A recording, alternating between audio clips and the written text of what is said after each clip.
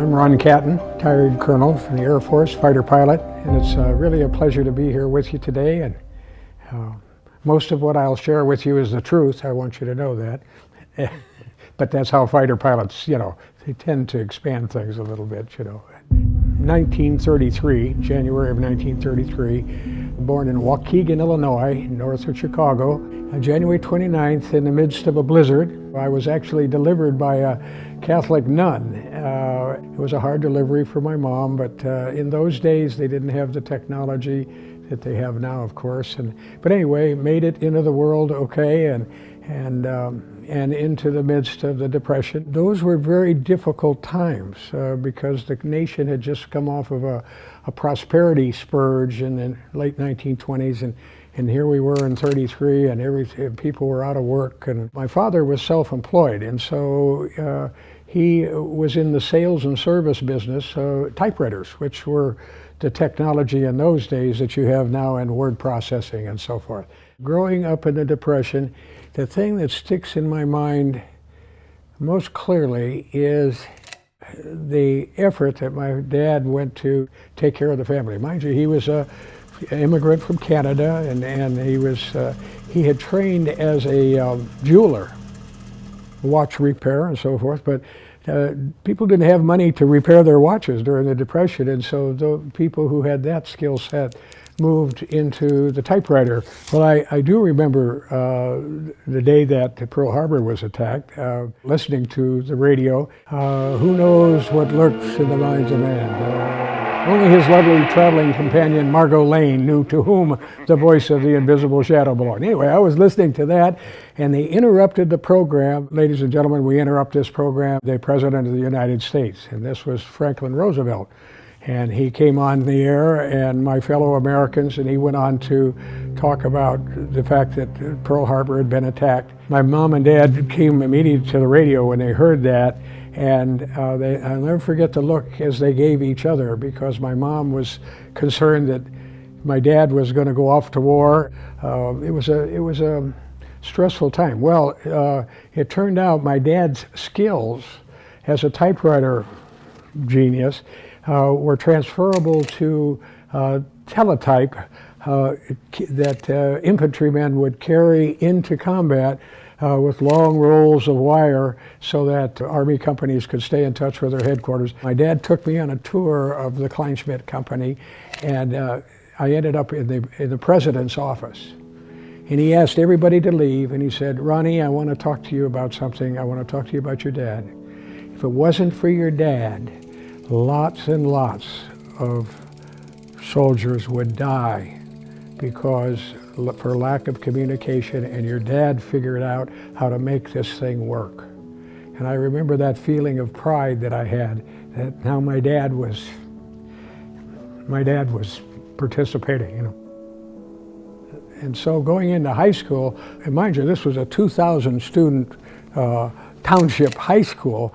So if I didn't stay in athletics somewhere, I would have to go back to work in my dad's shop, repairing typewriters and so forth. So I went out for track, and the coach called me aside and said, "Catton, get over here. I want you to run in this mile race."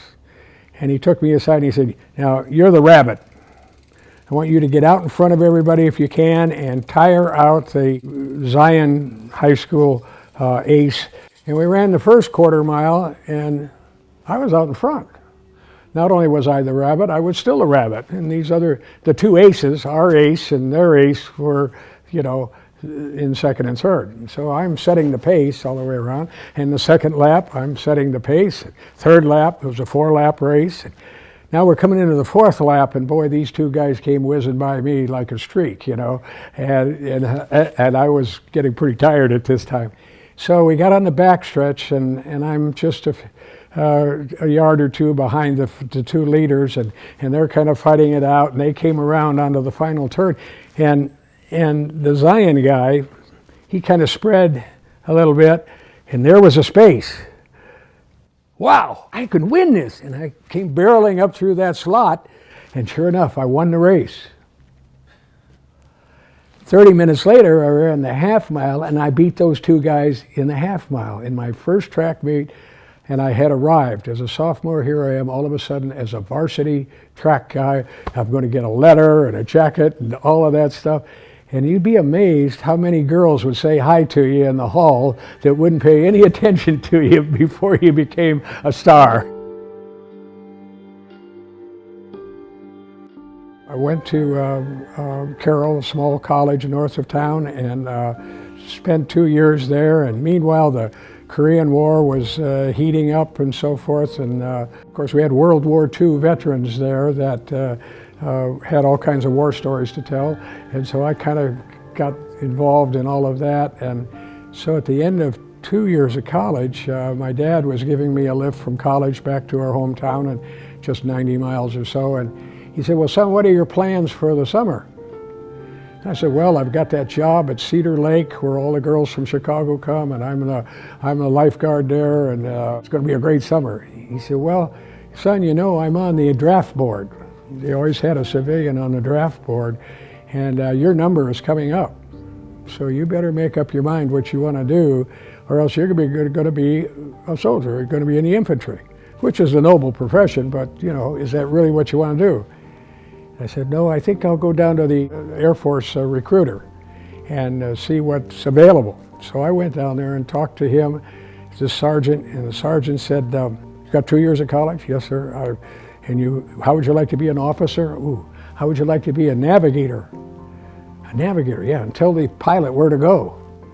"Well, that sounds like a cool job, become a navigator and tell the guy, what do I have to do to become a navigator?"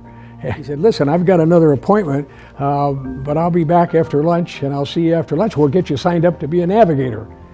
So I got home, and I got all the stuff together that I needed and got back, and he wasn't there yet. I was early, and there was a different sergeant there. And I told him I was waiting to sign up to be a navigator. He said, "Oh, that's too bad that you got bad eyes." I said, "I don't have bad eyes. As a matter of fact, my eyes are almost as good as Ted Williams." And he had, 2015 or something like that. And he said, "Well, how would you like to be a pilot?" "Yeah, then you can tell the navigator where to go, where you want to go," and so forth. So I signed up to be a pilot, waiting for the guy that was going to sign me up to become a navigator. And I went into flight training in class 53G, which meant we would graduate in the last class to graduate in 1953. And as an only child, I had absolutely, and as a premature track star in high school, I didn't have much in the way of social skills or common sense or street smarts, if you will. And so early on, the first day of pilot training, we all arrived down in Moultrie, Georgia. We were at this large meeting, the initial orientation meeting, and the major, who was the commandant of this school, he gets up in front of us and he gives us a talk about what's expected of us. "Are there any questions?" Dumb cluck me, I raised my hand, and I stood up and I said, "Sir," I'm embarrassed to tell this story, but it kind of gives you a sense of how naive I was. I stood up, I said, "Sir, I noticed that there, in the barracks, there aren't any curtains on the window. Are we allowed to put curtains on the window?" And the whole place just came to an uproar, you know. And somebody behind me, who happened to be one of these retreads, one of the former sergeants, he said, why don't you sit down, you SOB? Well, SOB in those days, those are fighting words. And I turned around and I looked at him, I said, "I'll see you outside." And he said, "That'll be fine." So they discharged us, we went outside. We didn't posture, we didn't talk about what we were upset about. We went right at it, right at it. He looked like a linebacker kind of guy, and I was tall and skinny, and so I nailed him a couple times, once in the nose and once in the eye, and he just pounded me in my body and my ribs. And about 3 minutes later, you know, what would be a normal round in a boxing match, both of us were just totally, and mind you, all of our classmates were all surrounding us, and finally they came in and broke it up. And the next morning, we had to meet the disciplinary board. So we met the board, and we were awarded the top penalty that you could get for this type of demeanor, which was called a 21 gun salute. That was 21 demerits, 72 tours. That's 72 hours with your parachute banging in the back, a helmet on, and a rifle on your shoulder around the track. 72 hours on the track, and 3 months restriction to the base for both of us.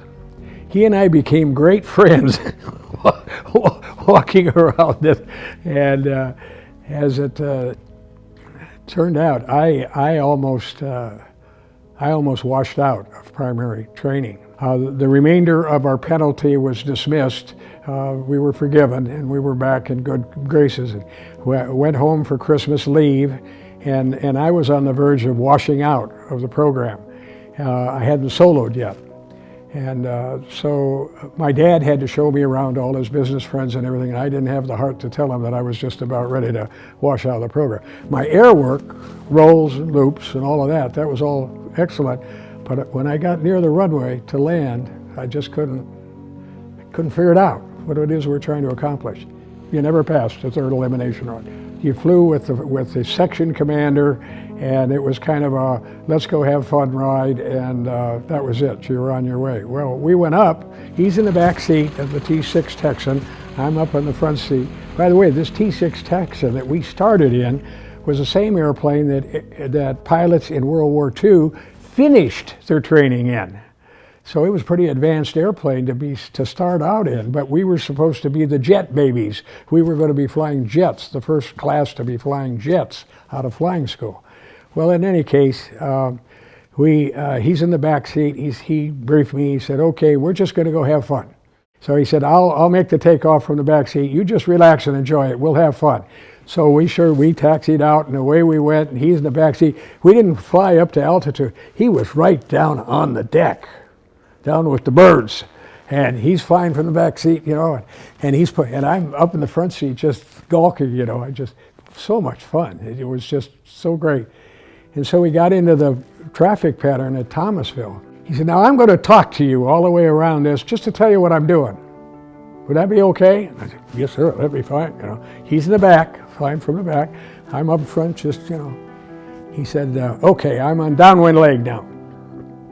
And there's the runway out there." And he said, "All right, now when my wingtip is one wingtip beyond the tip of the runway, that's where I turn to base leg." And so, sure enough, we got about one wingtip distance from the end of the runway. And he said, "All right, now we're turning base." He said, "All right, now I start to descend very gradually. I make sure that I put the landing gear down, and now I'm turning final." And he's turning final now. And he says, "Notice how steep we are." And we looked like we were in what I would have later called a dive bomb run. I mean, we were diving toward the end of the runway, and I'm sitting up front, and here comes the ground. He said, "Now I hold it here, and I hold it here, and I hold it here till I can't stand it any longer, and then I pull the nose up. Watch this, cadet." And he pulled the nose up from the back seat. He said, "Look at the nose, look at the nose." Yeah, I'm looking at the nose. Look where it cuts through the horizon, where the cowling cuts through the horizon. He said, "Look at that. It's about halfway down, right? Halfway down, right? Click, click." And we were on the runway. Wow. I said, "Could I do it?" He said, "Sure, go ahead." So I just started talking my way around that traffic pattern. I dove the airplane at the end of the runway. When I couldn't stand it any longer, I pulled the nose up, cut the horizon halfway through the cowling. Click, click. That was my first unassisted successful landing. He said, "Could you do that again?" I said, "Yes, sir, I'll sure try." And I did it again. I did it 3 times, So then he said, "Well, let's park over here by the side. I have to go over to mobile control to check the logs over there." And so, okay, so I'm going through the after landing check in the little waiting area there. And over the radio comes, "Cadet Catton, what are you waiting for?" I said, "I'm waiting for my instructor." He said, "Well, this is your instructor, and I'm over here in mobile, and son, I want you to go up and give me 3 more landings just like you gave me." He was sending me solo. And so I went up and I did exactly as he, I made 3 just wonderful landings, and that kept me in the program, and it went on from there. Coming out of flying school, you go to gunnery school. We went to advanced gunnery school, which was at Luke Air Force Base in Arizona, and that's where we were assigned to a guy by the name of Bulldog Lead. Derelict trucks and tanks that were out in the gunnery range and to simulate actual combat. And we had guns, and we had rockets, and we had bombs. And so your first delivery, so the 4 of us, and I'm number 4, and my very best friend, Mark Brown, the guy that I had the fist fight with, he was number 3, and Bulldog Leader, we're in this circular pattern, and then we're attacking. We dropped our bombs first, and then we shot our rockets at the trucks and so forth. And then the guns. And Mark Brown, my new friend, he was really good with guns. And there was this truck parked on a side hill, and we're coming in like this, and the truck was perpendicular to the slant of the side hill.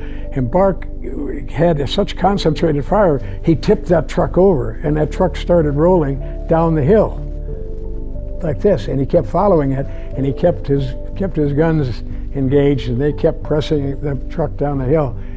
And then all of a sudden he realized he had to pull up, and he pulled up, and he didn't make it. He crashed into the side of the uphill part of the ravine and exploded. And I flew through his debris, and my engine quit for lack of oxygen or air, and I had to quickly get my engine going again, and then I called the leader and I said, Bulldog, this is Bulldog 4, go ahead 4. Something's happened to 3. It didn't register, what had happened. And Bulldog 3, this is lead, come in, nothing. Bulldog 3, come in, nothing. Okay, Bulldog, let's rejoin and go home. Bulldog 3 is dead. What? Anyhow, so I took Mark Brown back home to Willoughby, Ohio, what was left of him in the casket and everything. And that was my first time I'd seen somebody die in the military. And I made my way back to California, and we took off for Korea. Well, after Korea, we came back to the States, and then we deployed over to Europe on nuclear alert. This was during the Cold War. And as part of the curriculum over there, you sat alert, which I did on all through the Cold War. But they would have this exercise called Autumn Walk. And in the autumn, September, October, they would take you out. It was a survival exercise. Making your way back to the free area, you had to avoid, in France, you had to avoid the gendarmes, the police, and the kids. The kids, you had a bounty, X number of francs if you turned in one of these American escapees, so to speak. You were supposed to be an escaped prisoner of war. And so, and you normally buddied up with somebody else, and you had a buddy that you went with. And so my buddy and I got dropped off, and we're making our way back that night. They dropped us off at dusk, so our first time out in the field was at night. You're trying to make your way toward the free area, which was about 10 or 15 miles away. You had to cover territory at night, and my buddy got captured that night. So I ended up all by myself, slept in a kind of a haystack thing in a French hayfield, and got up the next morning, and about this time I hear somebody splash. It was behind me. I turned around, and here was this French gendarme coming across the brook.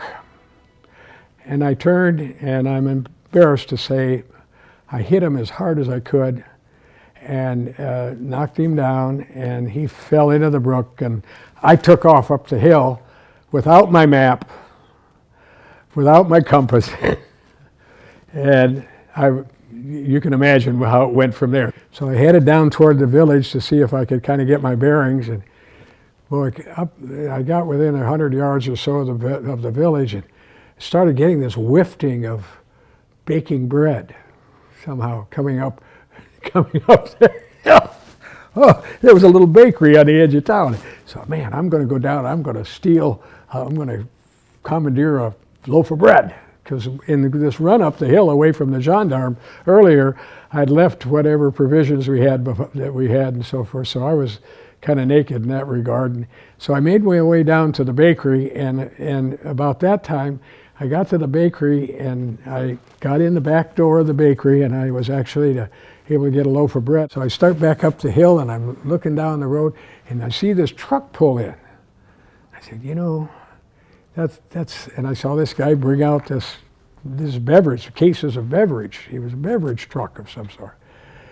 Well, man, I'm going to get down in that truck, and then I'll finally find my way back to the free zone. You know, this is a pretty good place to be. I had a loaf of bread, and there was beer around me, and there was wine around me, and I'm sitting there, and I'm hiding in the back of the truck behind these cases and stuff. And of course, unbeknownst to me, he saw me. But he didn't do a thing. He just closed up the back of the truck and headed on down the road, and I'm sitting in the back, fat, dumb, and happy, and I've got a bottle of beer, and I've got this loaf of bread, and he pulled right into the police station in the next little village and turned me in. As time goes by, you kind of establish yourself in an outfit. You become known as an average pilot or a better than average or whatever it happened to be. And if you were considered a substantially better than average pilot, you would end up on what's called the STAN-EVAL team, Standardization and Evaluation team, and your job was making sure that everybody else in the fighter wing was flying their missions according to standard operating procedures, and that they weren't doing something that was inordinately dangerous or whatever. So you became a check pilot, and that's the role that I finally ended up in. It was as a STAN-EVAL pilot. So you were the wing commander's favorite guy, or the director of operation, and you were one of his favorite guys, that he knew you and so forth. And so that was a nice place to be. Director of operations, he called me in one day and he said, Ron, I've got this assignment to the fighter weapons school. How would you like to be a weapons officer? And I said, gee, that sounds like fun. And he said, well, I don't know how much fun it is. He said, but that would be good for your career. And so the long and short of it is he sent me off to fighter weapons school. And so that's what kind of led me to the weapons school. And I drank a lot of beer in those days. And so I had my Corvette. I had a 53 Corvette, you know, which was just a marvelous car. And I made my way from Clovis, New Mexico, all the way to Nellis Air Force Base at Las Vegas. Anyway, arrived there and signed in at the school, and life was great. I was going to wax John Boyd in air combat maneuvering. Well, the first part of the weapons school, you went to academics, and the idea was you went to academics, and then you we actually flew fighters to practice what you learned in the classroom. And the first class was taught by John Boyd, this expert fighter pilot, so-called. Well, I immediately understood that this guy really knew what he was talking about, and I was in trouble. Well, at the end of the week, my squadron from Clovis, New Mexico, deployed to Nellis, where I was located. They were going to do some gunnery training. So they called me up, called me to the barracks and said, Captain, come on over and have a beer with us and tell us about the weapons school. So I went over there, and so I'm the hero that had gone off to the weapons school. And I'm not a hero yet. I've just been in academics for a week or so. And, well, now, let's go to town. And so I took out after them in my Corvette with the top down, and I'm smoking my cigarette, and life is good. And I don't know if you've ever smoked a cigarette or a cigar, but if it sticks to your lip, you think you go to take it out of your mouth and it doesn't come. And your fingers go right through that hot ember on the end of the cigarette, you know. And that's what happened to me. I'm driving my Corvette, and took that cigarette out, and that ember went to the floor of my beautiful Corvette. And so I'm trying to recover this burning ember somehow, get it put out while I'm trying to drive the car on my way to through North Las Vegas. and I couldn't get to it. And so I got to an intersection. I swerved over and into a filling station there, and stopped the car. And I'm down here. And I got rid of found the ember, put it out, and when I came up, there was a policeman, a traffic cop standing next to my car. They had observed me going down the street like this, and next thing you know, they were accusing me of maybe having too many beers, and which I denied. And well, the long and short of it is I spent most of the night in jail. And finally, Doug Brenner, who used to be with the Thunderbirds, he came to get me. He was the officer of the day. I went back to Nellis. That next morning, we're in front of the commandant. And I'm in a fresh flying suit by this time, but I'm sweating like a hog, you know. And my instructor is there, and the operations supervisor of the weapons school is there. And we're all in the commandant's office. And the commandant is a hard-nosed World War II full colonel veteran, you know. And when I walked in the office, Lieutenant Catton reporting his office, "Oh, ordered, sir." And he said, "Lieutenant Catton, you are an absolute disgrace. You've disgraced the weapons school, you've disgraced the Air Force." He said, "You know what these papers are?" I said, "No, sir." He said, "These are court-martial papers." So he starts filling out this paperwork. And he got to the part where immediate supervisor. "Who's your immediate supervisor?" And I just picked my wing commander. I was going to get as much horsepower on this as I could. I said, "Colonel Bull Curry, sir." And I remember he came up, "You were on Bull Curry's Stanley Val team?" Top of the food chain kind of thing.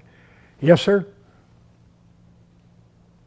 He said, "Catton, today is the luckiest day of your life." And I got to tell you, I didn't feel very lucky at the moment, you know. I said, "Sir?" He said, "Catton, in World War II, Bull Curry shot an ME-109 Messerschmitt off my tail. I'm not going to turn you in to Bull Curry and embarrass him and embarrass your fighter wing. So, Catton, this is called a top drawer court-martial. You screw up one more time, your history." And he put it back in the drawer, closed the drawer. He said, "By the way, Catton, you must walk everywhere you go while you're here at Nellis. You cannot be a passenger in anything with wheels unless it's an F-100 fighter. You have to walk wherever you go. Do you understand? You can go to Las Vegas if you want, but you got to walk," which was about 10 miles away, you know. "Yes, sir, I understand." And so I walked out of that meeting with the commandant, and out in the hot Arizona sun, and it was the end of the world. I walked back to the academic building. I knocked on Captain Boyd's door. "Yeah, Captain, what's going on?" "Sir, I'm in trouble." "That's what I understand, Captain. This was a dream for me to come here and wax your ass and do well enough in a weapons school to be called back as an instructor." And I'll never forget, he kind of looked at me, and he had a swivel chair, and he kind of swiveled around. He had a pencil in his hand, and he had the tip of that pencil up like a pipper on a gun sight, and he was kind of following, around the room, and he came back to me, and he said, "Well, Catton, nobody's ever gone through this school 100%. If you go through this school 100%, they'd have to reconsider you." Well, that's like saying, you know, if you can jump over Grand Canyon in a single bound, because nobody had ever gone through the weapons school at 100%. And so then in that book, Boyd, the fighter pilot that changed the world, on page 105 and following is the story of how I went through each of the courses. the academic courses and was able to score 100% on each one of them, and until I got to the last test, which was the nuclear weapons test, which was the one that always, everybody who had a high academic average, they always suffered from that one, because it was the first test on air combat maneuvering and the nuclear weapons test at the end of the course. Those were the two of the hardest tests in the whole program. And so the end result was that I went through and I did that test, and the guy that was grading it got to the last question, and it was wrong. The answer was wrong. And so he turned, and I was standing right there while he graded it. He said, "Captain, tell me how you came up with this number." And so we opened up the big manual and we went through it. And what had happened is I had gone into the manual for the calculations for the two-seated F-100, not the single-seated F-100, which had a different center of gravity and so had different calculation numbers for the release of the bomb. And the end result was he looked at it, he went through the recalculation using the two-seater, and my answer was correct, and so he gave me 100% on that last exam. And 3 months later, I was invited back to be an instructor. The Thunderbirds were at the top of the fighter pilot food chain. So I had no aspirations to be a Thunderbird. That was just, being an instructor in the fighter weapons school, the Top Gun school for the Air Force, that was enough. To be a Thunderbird, that was the next thing. You just, you know. So I'd been invited back to the school to be an instructor, and because of my experience with the nuclear weapons, I was assigned to be a nuclear weapons instructor in the academic section of the weapons school, and also a flight instructor at the same time. The Thunderbird thing unraveled. I've been in the weapons school for a year or so, and things were going well, and I was in my barracks out on a sunny Saturday afternoon. I was washing my Corvette, which if you had a Corvette, you washed it a lot, and it was a beautiful car, and I was out there, the telephone rang, and the door was open. I hurried back in, and it was Doug Brenner, who was the officer of the day again, coincidentally, former Thunderbird guy. He said, "Ron," he said, "what you doing?" I said, "I'm washing my car." He said, "Ron, the Thunderbirds are in Missouri, Scott Air Force Base, and they've lost two airplanes, have gone out of commission. The spare airplane and the leader's airplane are out of commission, and they got an air show tomorrow on Sunday, and we got to get their other spare to Scott Field. Would you be available to fly that airplane out there?" Well, does a bear live in the woods? I get to fly a bright, shiny red, white, and blue Thunderbird airplane to ferry it out to Scott Field. Well, so I leapfrogged out to Scott Field, got there, thunderstorms all over the area, lightning, heavy rain. But the show must go on, right? I got to get this airplane to the Thunderbirds. And so I probably should have gone to my alternate to land, but I went to Scott Field and got a hold of the ground control approach, and the ground control approach came back on the radio to me and said, "Thunderbird 8, I was Thunderbird 8 now, what are your intentions?"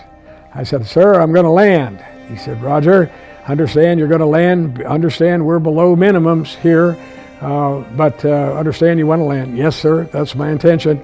Okay, and about this time, an elderly gentleman came on the radio who was a senior master sergeant, I'm sure, and he had looked at that screen 100 times, 1,000 times, and he knew just how that. And what happened is they had a little screen in front of them, and they talked you down the glide slope. They could see you on radar, and so he talked me all the way down to the runway. Never saw the runway. And right before I got to the runway, he said, "Thunderbird 8, lift your nose, son." He called me son. "Lift your nose, son." I lifted my nose, and the airplane landed. Squeak, squeak! And now I was on the runway, and I could see the lights go by, the runway lights, and made my way into parked the airplane, went to the motel where the Thunderbirds were staying.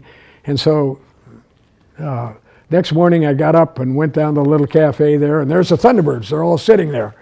And they're all in their fancy uniforms and everything, and I'm all sweat-stained from flying in. And Ron, why are you here? Oh, I brought you an airplane. Oh, great. And then the leader, Hoot Gibson, says to me, he was an ace in Korea. Hoot Gibson says to me, Ron, what time did you come in last night? I said, oh, about 1:30, 2 o'clock. He said, was it raining? Yes, sir. Were there thunderstorms? Yes, sir. Was it below minimums? Yes, sir. Should I quit asking questions? Yes, sir. And so, well, he said, thanks a lot. And they all got up as if on signal and left. What was happening here is because of the things that were happening to me, like the bad weather and so forth and so on, and what happened to me at Albuquerque, where I ended up going down the runway backwards at over 100 miles an hour in this great big Thunderbird airplane. Those two things kind of all of a sudden raised me to a potential candidate for the Thunderbirds.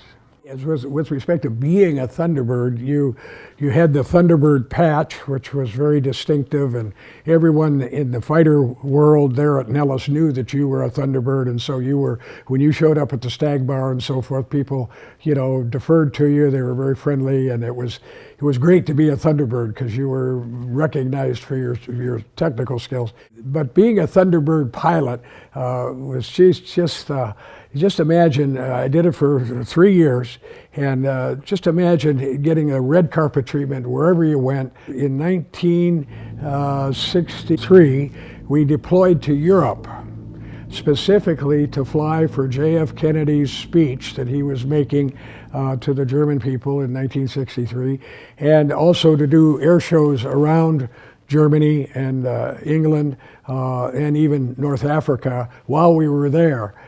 The air show at Le Bourget Airport, which was the world championship, so to speak, of aerobatic flying, where aerobatic teams came in from England and Spain and France, and you competed with each other. And the judges were the aviation sports writers would judge who did the best job and so forth. But in any case, it was a wonderful experience. You look back on it and you didn't really do all the things you could have done. You just started to take it for granted a little bit. I understand how people in the celebrity world can kind of start taking things for granted because everything opens up for you. After completing a 3-year Thunderbird tour in December of 64, 2, 3, and 4, that would have been the end of 64. I was then assigned as a test pilot for 6 months at Eglin Air Force Base, and of course, Wilda, my wife, and my son, Christopher, we made our way to Eglin Air Force Base, and I did my test pilot work as an F5, as the head of the F5 test program. Went off to Command and Staff College then for a year. From there, again, the family, we were kind of like nomads, if you will, and then here we now are, we're at 1967, and as a ex-Thunderbird pilot, I got to choose my assignment after Command and Staff College. That was one of the perks that you got. And so I wanted to go to combat in the F-4 Phantom. I wanted to fight the MiGs. So I was able to choose that. And so I arrived at Ubon, Thailand, in late January of 1967. Before going to Route Pac 6, which was downtown Hanoi, most of the industrial area for the North Vietnamese was located, maybe in a 30 or 40 mile radius of Hanoi. And we were in our job at the Ubon as F4s were to fly top cover for the 105s. The 105s were only a single engine fighter, but they could carry a heck of a bomb load, considerably more than the F-4 Phantom, which had 2 engines. But we could fight the MiGs better. So you couldn't go to Route Pac 6 until you had been there 4 times as a wingman to get acclimated to the combat environment. this is combat. You're gonna be tested for your courage and all the rest of it. But you couldn't, and that was the most highly defended area in the history of modern warfare because our government, Lyndon Johnson and Secretary Rust and those people, they were telling the Dutch embassy a week ahead of time what our targets were for the next week, all with the excuse to minimize civilian casualties, which was a bunch of baloney. But there you are, and we wondered how they always knew where we were coming. They were just moving their anti-aircraft units around because they knew and so we became shooting. That's why we had so many people end up in the Hanoi Hilton, because the enemy always knew where we were going to hit when we were in the Hanoi area, in the industrial area. Well, on my first 3 missions to go into Route Pac 6, as a wingman, all 3 of those missions were aborted. Now we're on the 4th mission, and the schedule came out, and I'm to fly on the wingman, to Colonel Robin Olds, our wing commander, famous triple ace in World War II, and I'm going to fly his wing. Wow, am I excited about that. So that night at the Officers Club, I just had my dinner. I'm at the bar, I'm going to have 1 creme de menthe, and I'm going to go to the barracks and get a sleep, because we had to get up at 2 o'clock in the morning to brief, to be able over Hanoi at 9 o'clock in the morning. So we had all this other stuff. And we had a 3-hour flight up there, so it took a while to get there. But in any case, so I'm standing at the bar with my creme de menthe, and up comes Robin Olds. I'd never met the man. I mean, I was new guy on the base. He came up, and I'm standing there with my creme de menthe, and that's the wing commander. That's Robin Olds. He's a big guy. He was a All-American tackle at West Point. Had a mustache out here like this. Very, very intimidating looking guy, you know. And so I'm saying, and so silence, no words. Finally, I couldn't stand it any longer, and I turned and said, "Sir, I'm looking forward to flying your wing tomorrow." And he looked over at me with these steely gray eyes, you know, had this stare. He said, "Yeah, Captain, you're leading." And that's a 16-ship formation, right? I turned to him, I said, "Sir, I believe I'm flying your wing." He said, "You're leading." And he turned on his heel and left. I'd never been there before. So here I am. I'm not only going into the most highly defended area in the history of modern warfare, but I'm leading a 16-ship flight, a top cover for the 105s. And fortunately, the mission went very well, and I was established as one of his 5 or 6 pilots in the whole wing, of 90 or so pilots in the wing, who he would trust to lead the wing up around Hanoi in the high threat area. My name is Tom Hood.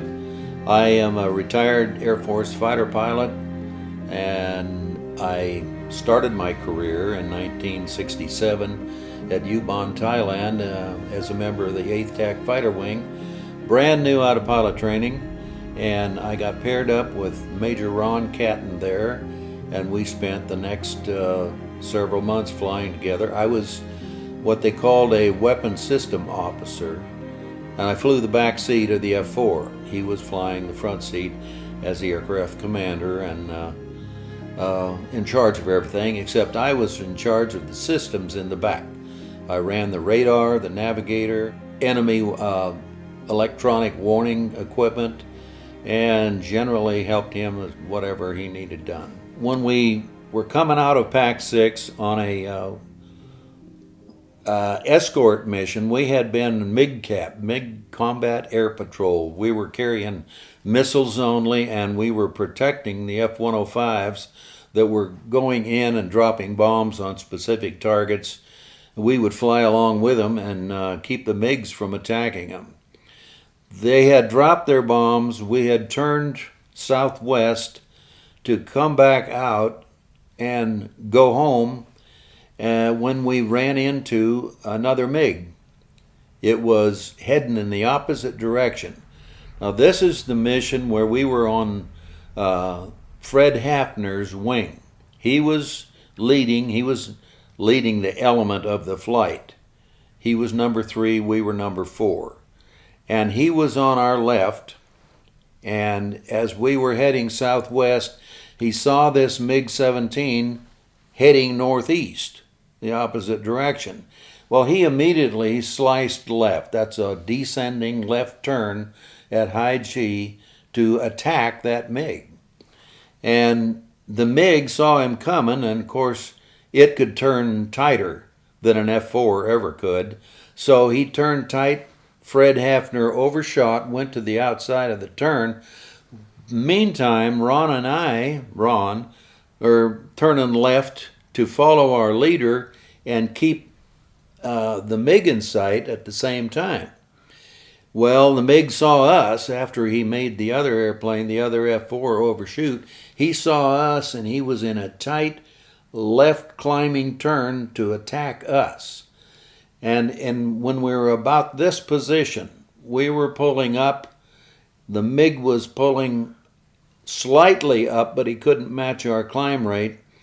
I looked down and I saw fire licking back across the MiG right wing. And I thought, he's on fire. You know, Fred must have got him. But I learned in a few seconds that wasn't fire, that was muzzle flashes. He was shooting at us with his 37 millimeter. He's got a 37 millimeter in the right wing root and 223s in the left wing root.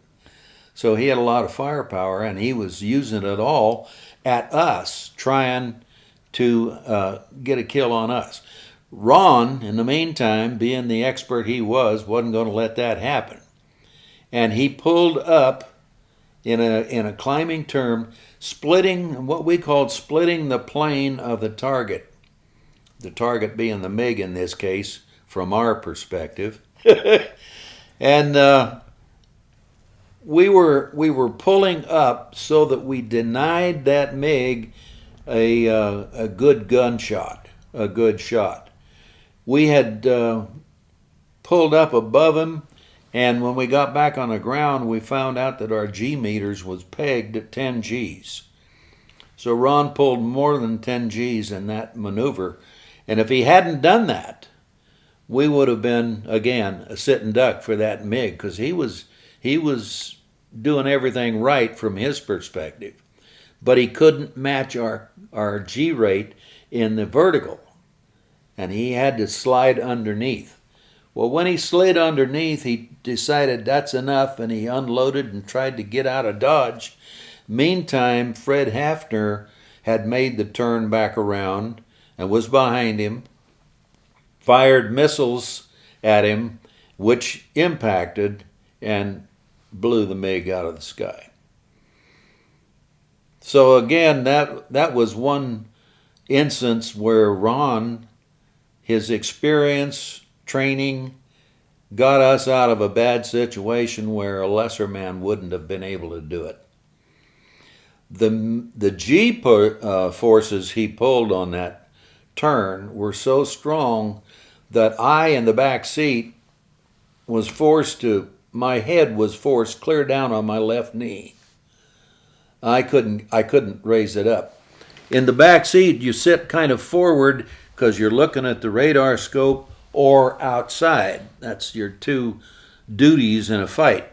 Well, so this position, it just forced my head right down on my knee, and I couldn't move until he eased off the G's. Most of the guys who were finished their tours, their 100 missions, had flown maybe 5 or 10 missions in Route Pack 6.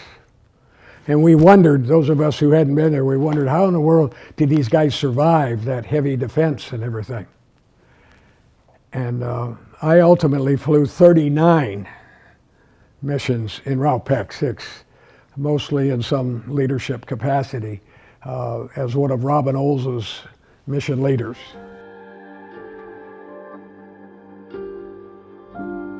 Well, this one day, and I don't remember the date, it was our turn to go out at night, and do what we called armed reconnaissance along the Ho Chi Minh Trail up out of the lower areas of North Vietnam and see if we could find some targets up there, targets of opportunity, trucks, troops, anybody who was trying to come down the trail with ammunition or supplies for the army, the North Vietnamese army in South Vietnam. We were scheduled to carry a weapon called the CBU-2, Cluster Bomb Unit Number 2, and it was basically consisted of a 10-foot tube with 19 little tubes in it, and each one of those little tubes was packed with 21 bomblets. So we carried 360 altogether, and they were settable. Each time you hit the bomb button, you could select one of those tubes to dump out its 21, or you could go 2, 3, 4, or 6, or salvo all of them all at once on the first pickle. I don't know what we were set at, but it wasn't salvo that night. We had to go 400 knots to get enough ram air in the front of this dispenser in order to push the little bomblets out the back. And they would fly down to the ground, fall down to the ground, and they were basically hand grenades. They were fragmentation bomblets that were good against trucks, ammunition, troops in contact, fuel storage. Anything that we would find along the trail would be good targets for this kind of a weapon. However, we had to fly at 1,000 feet above the ground, 1,000 feet AGL above ground level in order to have the dispersion correct. So here we are, and if it had been dark at nighttime when we did this, it would have been okay. But they launched us a little early in the day. We were the first ones to take off for the night missions, and it was still light. It was still dusk. The ground guys could see us. And so here we come, flying up this road at 1,000 feet and 400 knots, when all of a sudden we went over the top of a ZSU-2 anti-aircraft gun, which is a 23 millimeter anti-aircraft cannon that spews out 200 rounds a minute. And there are usually 2 of them in a battery, so that's 400 rounds a minute. And all of a sudden, we were covered with tracers. Everywhere I looked, left, right, we could see tracers coming up. Well, we were sitting ducks at 1,000 feet, 400 knots, and over the top of this gun. And if Ron had a broken left to get out of there, or a right, he would have put himself in a bullseye situation, and they would have nailed us. If he'd have gone up, it would have been worse. The only thing that was safe was going down, so he rolled over inverted, and pulled back on the stick, so he pulled G's going down. Made that turn from 1,000 feet as at a high G, probably 3 G's at that point, just enough to get the nose down and then roll out, and again positive G's to pull up now, and very low to the ground. We were about 50 feet above the ground when he pulled out, and I know we were kicking up dust in the back. But we went straight ahead that way for, I don't know, it seemed like forever. What that did was it got us below the level of the trees around there, so that gun couldn't have a shot out of us. He lost sight picture on us as we were going up the road. Now, if Ron hadn't done that, I wouldn't be sitting here talking to you.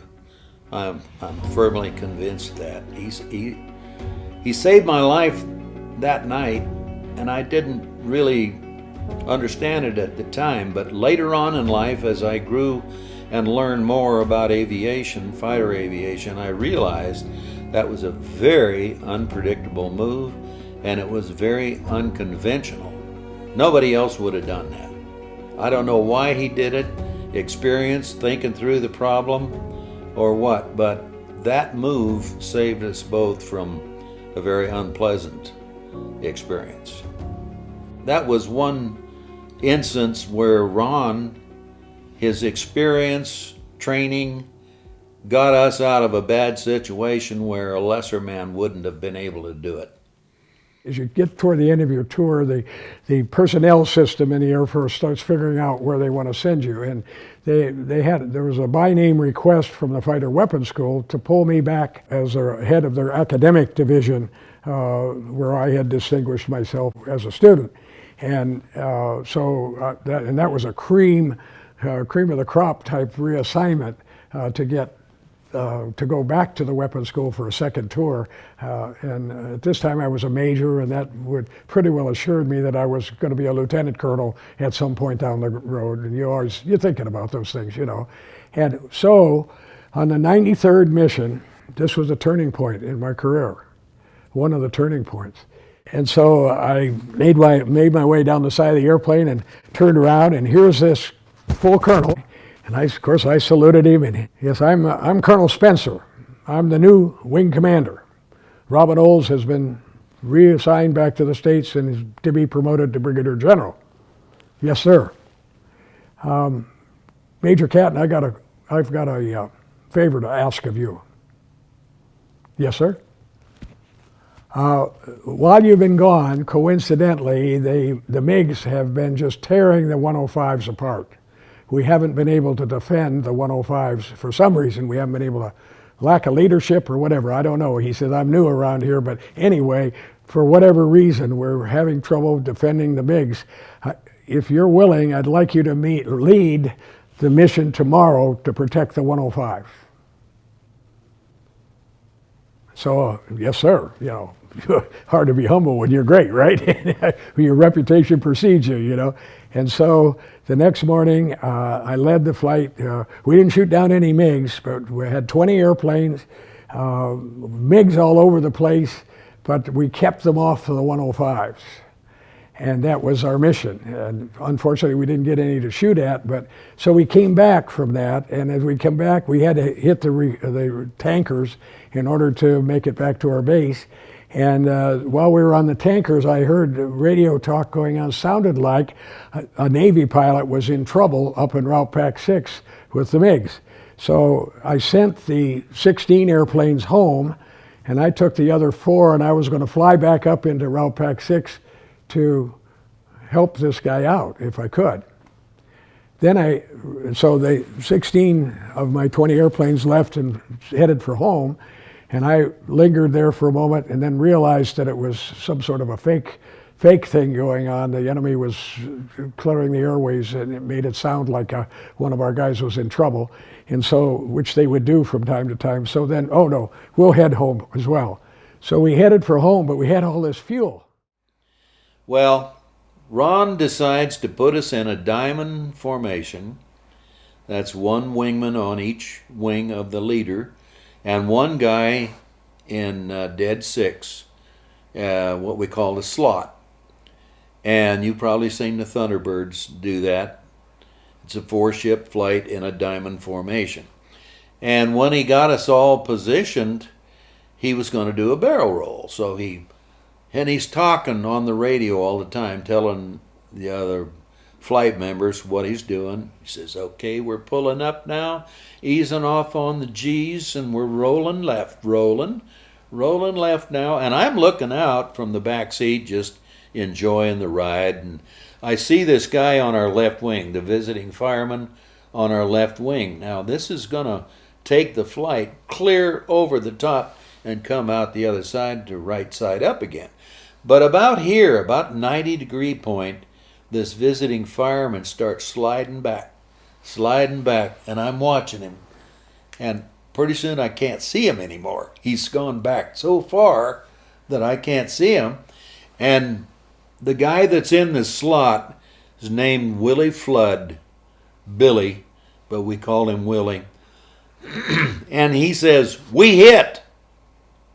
And immediately Ron rolls out, not rapidly, because he's still got guys flying a wing over there, but he rolls out, and we look back, and I see an airplane in a spiral going down, out of control, and both pilots punch out, eject, and they're in their chutes, and the airplane impacts the ground, and we know we're in trouble. I came that close to another court-martial. The assignment back to the fighter weapons school was canceled, and I was sent to the Pentagon, which was purgatory for fighter pilots. Fighter pilots didn't want to be anywhere close to the Pentagon because it was paperwork, you know, that was. So I was in the doghouse big time. Well, that was the best thing that ever happened to me because I went back to the Pentagon. My wife was very, very supportive. She realized that I'd screwed up. I did get to finish the 100 missions, but only after they almost court-martialed me, but not in a leadership capacity. I was limited to being a wingman for the last 7 missions. And so the long and the short of it is they sent me back to the Pentagon, which gave me these glowing effectiveness reports that eventually got me promoted to full colonel below the zone. A couple of years ahead, I became the youngest full colonel in the whole Air Force, literally, and the most junior full colonel in the Air Force. Billy Graham was holding a rally in Spokane. I was at home alone in our condominium, and I'm kind of surfing through the TV, and there's Billy Graham on television. He was talking about how Jesus Christ had died for our sins. Now, I had been witness to a number of times during my Air Force career, but what always bothered me was this dying for people's sins. Because I'd seen Bart Brown die, my best friend. I'd seen him, I saw him explode, And so what's this big deal about him dying? I mean, dying is people die, But he went on to explain that Christ died for sins past, present, future, for children yet unborn children. Christ died for, and all that they had to do to be forgiven was to believe that he indeed had paid the price for our sins. And all of a sudden the light went on for me, and here I am sitting in my condo all alone in front of the TV set, and when he made the altar call at LB Stadium, I raised my hand accepting Jesus Christ as my Lord and Savior. Unbeknownst to me, my oldest son, Chris Catton, who had been in a terrible automobile accident earlier in the year, he's coming down the stairway at Alba Stadium on crutches, and he accepted Christ at that same rally on the floor of the stadium while I was accepting Christ at home in front of the television set. And now, in retrospect, I don't know how anyone can reach the old age as I am of 87 without Jesus Christ in your life, because, you're not going to live forever. And what a terrible thing to not have accepted this wonderful gift of salvation. As Daniel and I had talked about how to title this presentation, how splendid the day has been. Whose day? My day. How splendid an experience I've had in life. And I'm about to wrap this up. I did something important, which is what my dad hoped for me, which was to sit nuclear alert with a 1.1 megaton bomb hung onto my airplane. I flew 117 combat missions, 17 of them over Laos and 100 over North Vietnam. I did something fun. I flew for 3 years with the Thunderbirds.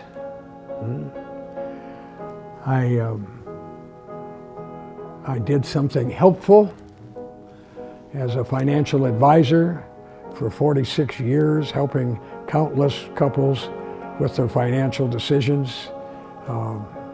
Finally, I've done something, or I've experienced something really wonderful, which is my family.